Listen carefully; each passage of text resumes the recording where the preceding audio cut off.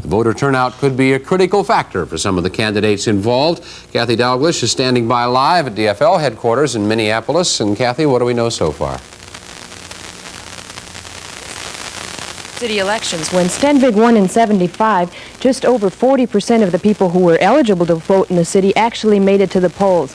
Last time it was just over 42%. And today we may get 50%, and that's high. Fraser people are still manning a get-out-the-vote drive on a phone bank. They're trying to live up to the Minneapolis folklore that Democratic candidates do better when there's a high vote. But Republican Mike Barrows has people doing the same kind of phoning, and Stenvig campaigners were on the phones all weekend, too. And there'll be more than candidates on today's ballot. If you already went to the polls, you had to register your opinion on what you thought of one of the new city charter amendments, and Tony Vigneri has details on that. Kathy, the charter amendment was drawn up by a group of police officers and by citizens. It's designed to take politics out of the police department by changing the mayor's authority over the police chief.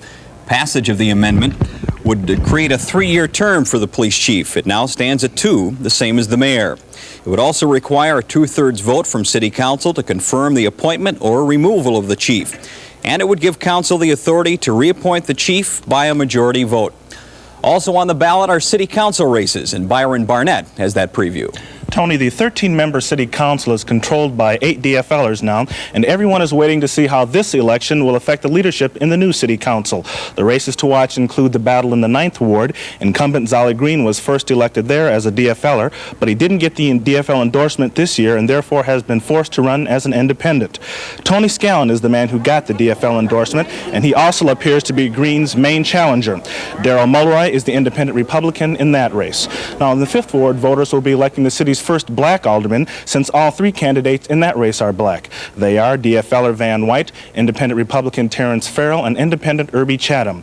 Now, the results from all the races will be coming in later this evening, and Kathy Dalglish, Tony Vigneri, and I will all be standing by live at the headquarters of the major mayoral candidates to hear from them. Back to you, Ron. Look forward to talking to you then. It is a very happy night at the Minneapolis Holiday Inn, where Fraser campaign people and supporters are celebrating victory, and reporter Byron Barnett is standing by there live. Byron? Ron, you certainly can tell this is the winner's camp. This place is jammed with Fraser supporters, and they're absolutely ecstatic. Fraser arrived about an hour ago. He made a short speech to some of the people here, thanking them for their support. Then Vice President Walter Mondale called and congratulated him also. Mr. Fraser, standing right here, he did not claim victory at that time. Maybe he'll do so now. We'll join him. The interview, which is already in progress. Combined is very reassuring. I think anyone who goes into office likes to go in with as clear a mandate as possible, and this suggests that had we run against either Malone, we still would have won quite easily. So. Thank you. Mr. Fraser, are you ready to claim victory at this time? I noticed that you didn't yet. You said before you were waiting for Barrows. Are you ready at this time to claim victory?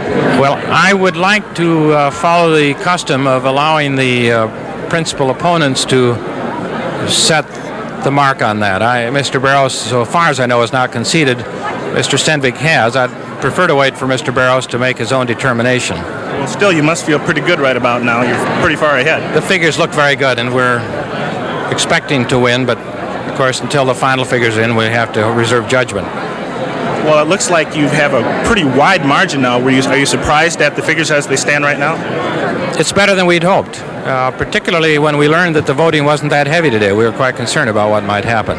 Okay, thank you very much. Congratulations. Well, Ron, that's about all from a very happy bunch of DFLers here. Back to you. Thank you very much, Byron.